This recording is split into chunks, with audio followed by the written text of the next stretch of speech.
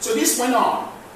It went on for years, and then the Germany wasn't actually in the first conference, which was in 1844. But it was the British, the French, the Portuguese, the Spanish actually had a conference, the first conference in 1844. So at this conference, they decided that there are certain regions actually that they are going to take, and these regions are here.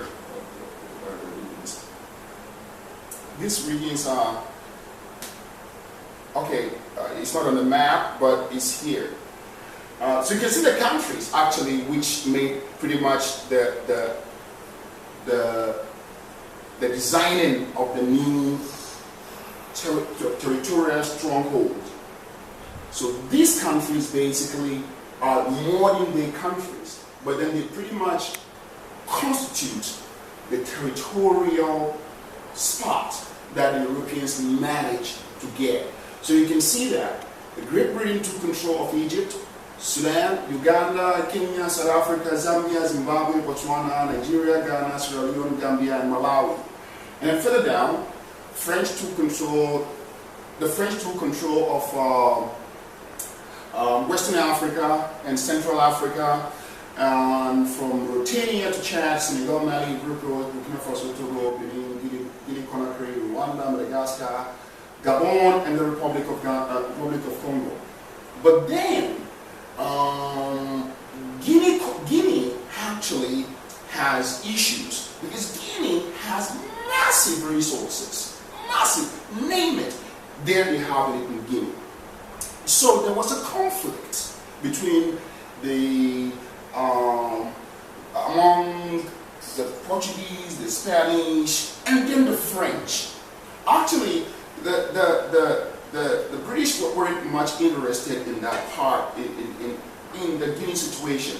They've already get their territory. But then there was a confusion when it comes to Guinea, because Guinea has a whole lot of the resources. So there was a confusion. It even get to a point where it's going to be war among Spain, Portugal, and France. So what they did was that they have to separate Guinea to make it Guinea-Conakry and then Guinea-Bissau. So because both of these Guinea have resources, both inland and offland, which is offland means in the ocean, like offshore. So so there was this negotiations, and then it went on and on and on and on. And finally, they agreed that okay, we separate it. You get the Guinea-Conakry, and then we have the Guinea-Bissau. So that went on. So these are the territories. The countries that you see on the screen were the initial part of the redesigning before the 1884 redesigning. So this is it. So the French took this part, and then the British took the other part. But in Belgium, you can see Belgium there. But in Belgium came on later on, because at the time there was the Belgian War. The Belgium and pretty much the rest of the Benelux countries were at war. Belgium was trying to get hold of territories back in Europe, and with Germany they were pretty much not into it. So they came in later on during the 1844 Berlin Conference. So, and then the 1844 Berlin Conference was actually masterminded by one German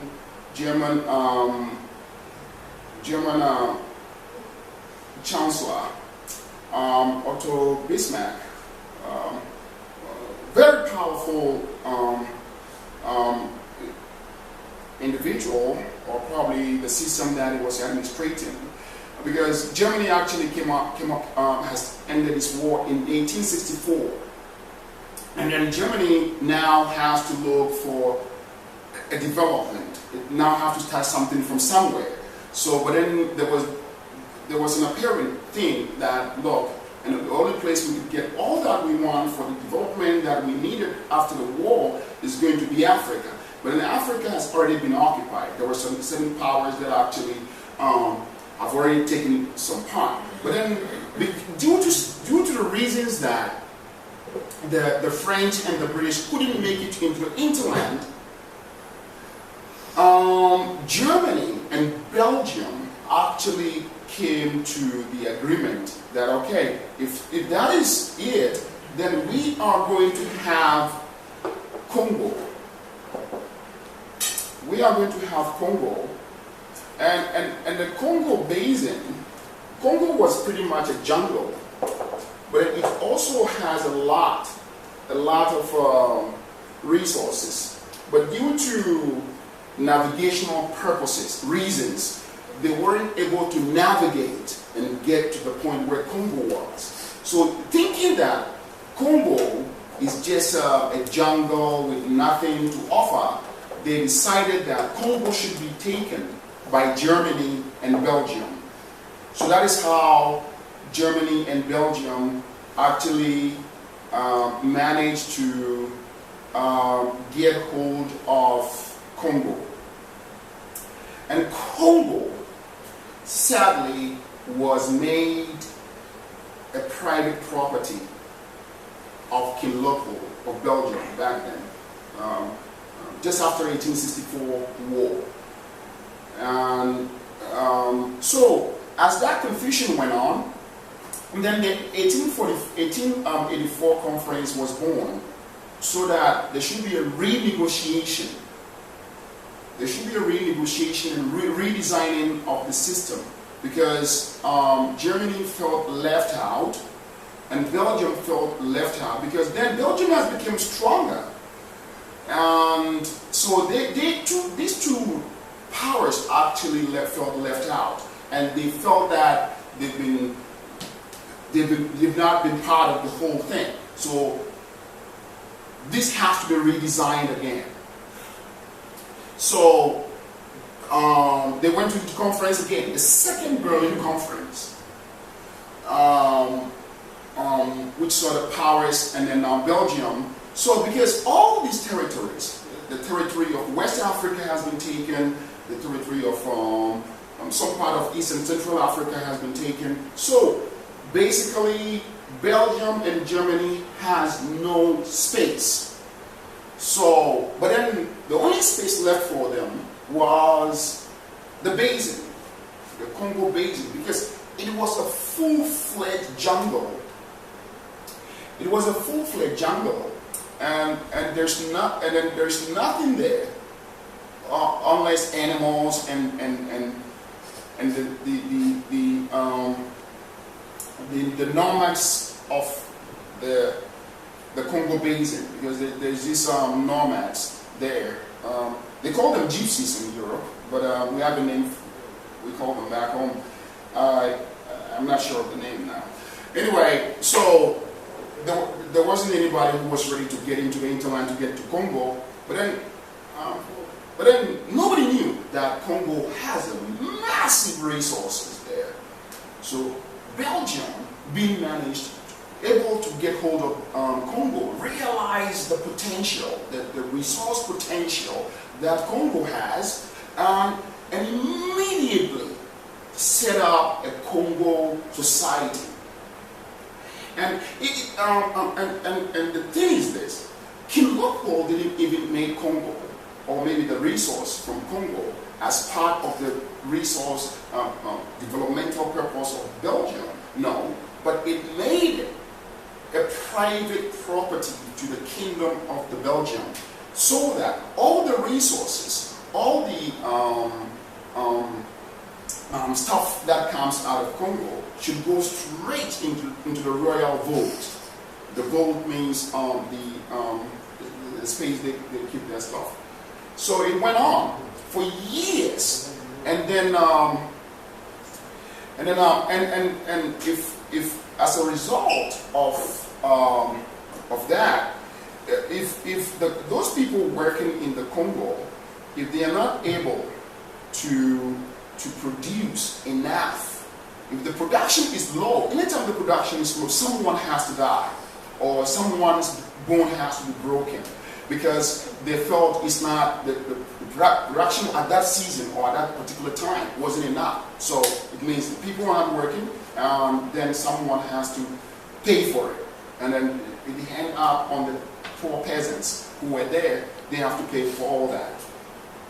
So Portugal took Mozambique, modern-day Mozambique, took modern-day Angola, took modern-day Guinea-Bissau, because they've already settled the Guinea-Bissau issue with the French, and then in the modern-day Cape Verde and modern-day Sao Tome and Principe.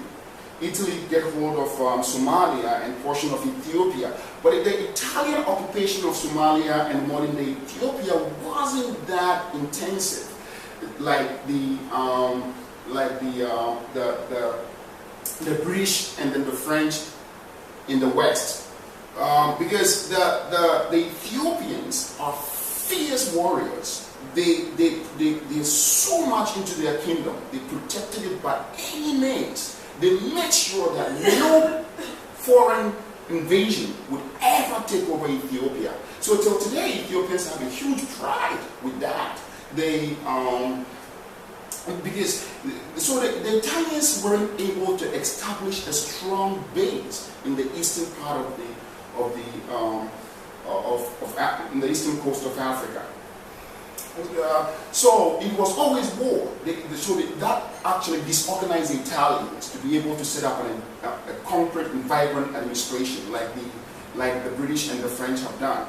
So they hold on to this area, which is Somalia and a portion of Ethiopia. But then the Ethiopians, being fierce and strong warriors, actually managed to get rid of the Italians in the entire region just around the same time. So the whole of Somalia, and then that Ethiopia got control over it for years till the British came and actually managed to buy Somalia from Ethiopia, and then managed Somalia for a while till Somalia was able to gain independence after the Second World War, when the wave of independence began.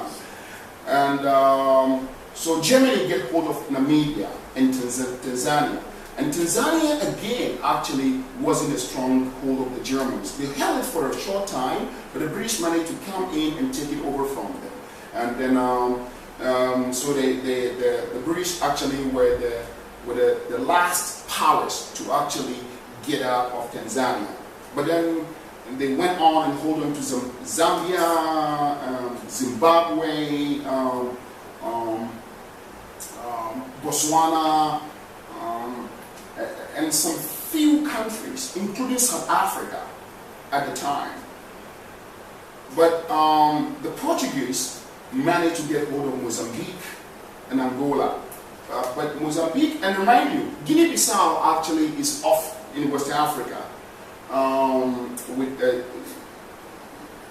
the large part of Guinea-Bissau is in part of Guinea, but Cape Verde, Sao Tome and Principe are islands off the coast of West Africa. So Spain claimed the territory of Equatorial Guinea. And Equatorial Guinea has a strong resource as well. So Spain managed to get hold, after it was, he lost Guinea-Bissau to Germany, and lost Sao Tome and Principe to Portugal. Spain managed to get hold of Equatorial Guinea. So do you think you can finish in 6 minutes? Yeah, I'm almost there. So, okay, so you can see Europe depleted most of the natural resources needed for industrialization and the human resources as well. And then, so during the colonization, they set up their system, the judiciary system, the executive system, and then the legislative system. which actually Africans actually it existed, but not in the form of the Europeans that was set up today. So so right after the Berlin 1844, that is how the whole thing began. So the situation went on till late as recent as 1950s, and just after the Second World War, that is where the Africans began to gain independence, and some of them actually start to fight for independence. Like Ghana, for instance, Ghana fought for independence for the first, and influenced other countries also to get their independence out of that. Alright, so this actually is a modern situation. It's pretty much modern.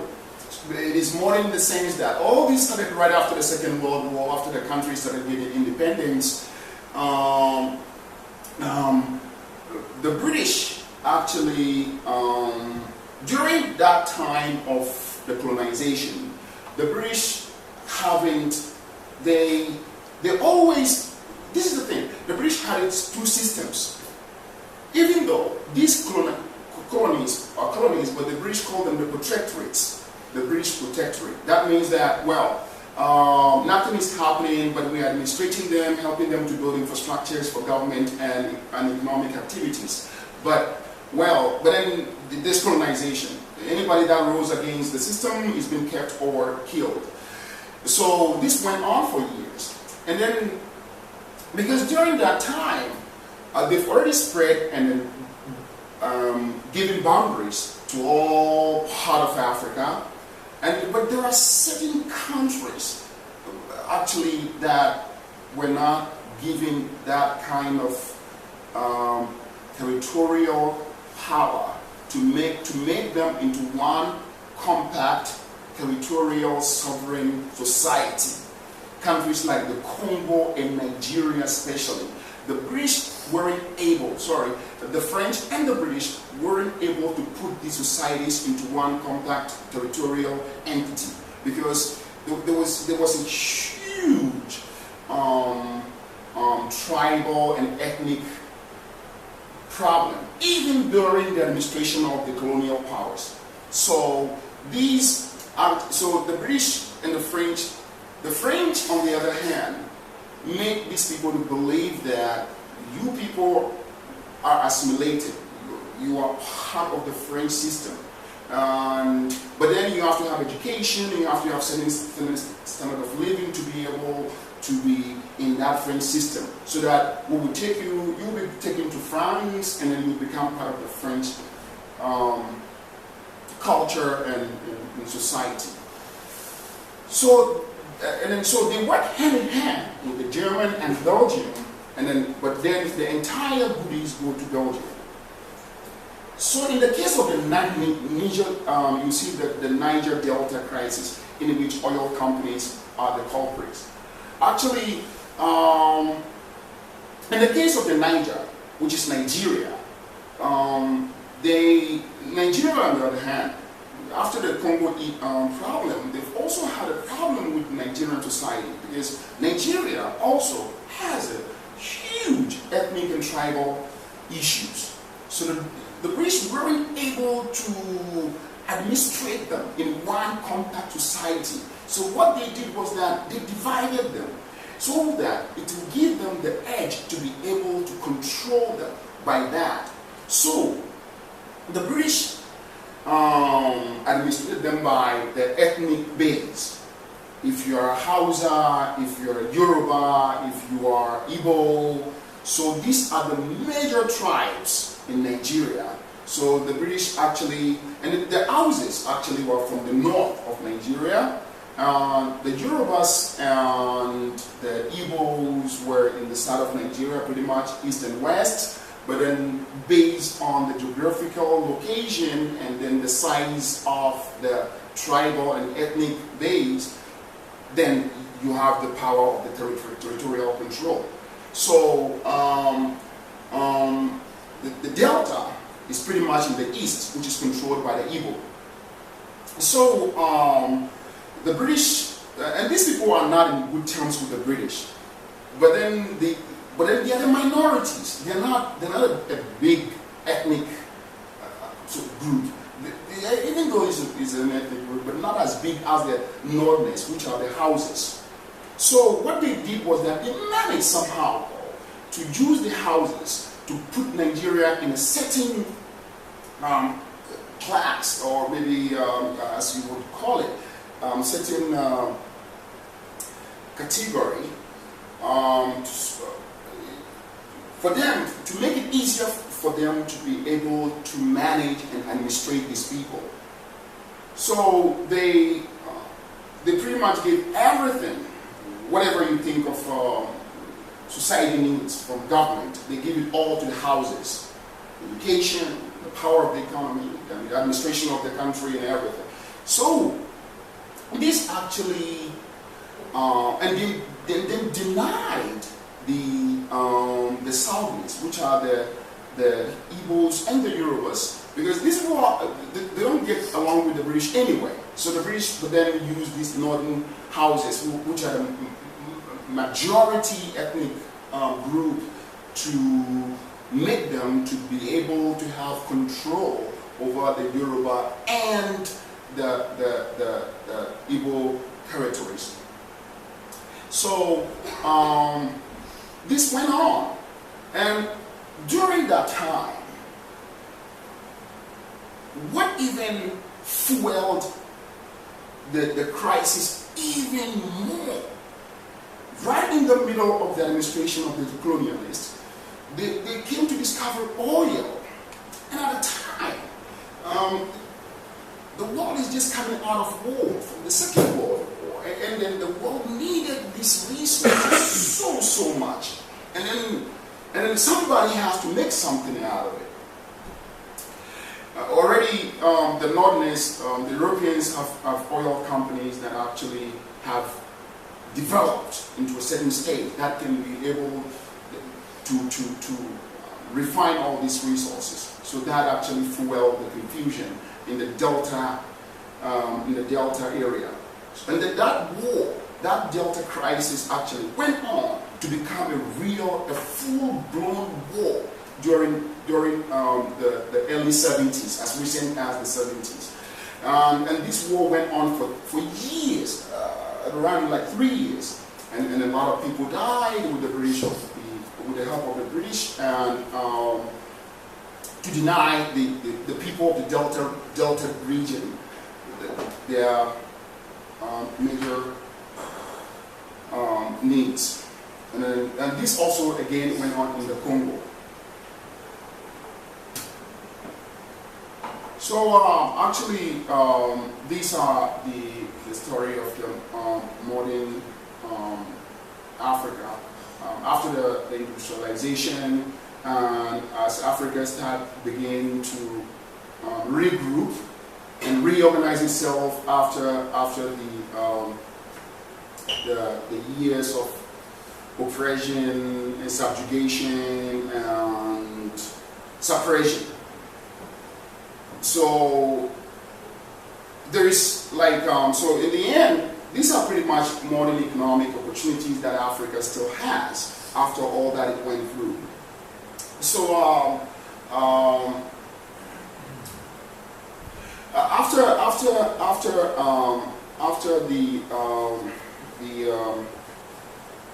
the independence, a lot of African countries actually realized the edge for economic takeoff, and then they can do this economic takeoff without the colonial masters who have already been there, have done it, and can be able to give them technical and exponential support to be able to come out of their economic doldrums that they've been going through for all these years. And remind you, after these countries of the European powers have left, there are some countries actually that were left with nothing.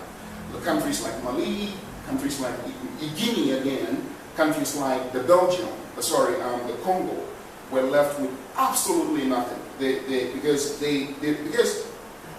right after the Second World War, there are some African intellectuals who have actually come of age and they started seeking independence from the British. So, because the British don't want to have no idea, or the French or the Belgians have no idea of leaving anytime soon.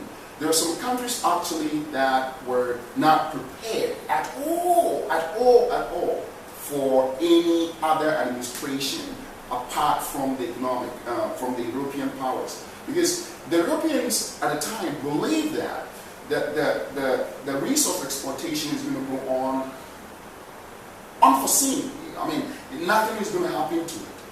But then all of a sudden there was Second World War. And then all of a sudden the war ended. And then all of a sudden now the Africans have come of age. And now all of a sudden they are looking for independence. And now they have to do something or they have to leave. So there are some countries like, for instance, so you can see some wars that actually went on in Africa for years. It is all because of the unpreparation of the Europeans, of these countries, of not being able to take care of stuff, because the Europeans weren't ready to leave. So you can see some country like the Congo. It is vast. Congo is really vast. It's actually on my other USB here, but if I put it in, it will get lost on this one. Anyway, Congo is really, really vast, together with Nigeria in the west. They're really big countries. So, they have no idea of living anytime soon. But all of a sudden there were wars. And all of a sudden there were independence and emancipation. These people want independence. They want to get out of what is going on. They've had enough of it. Some countries were lucky to actually negotiate with the Europeans to leave. Countries like Ghana, for instance, actually managed to negotiate with the Europeans to leave.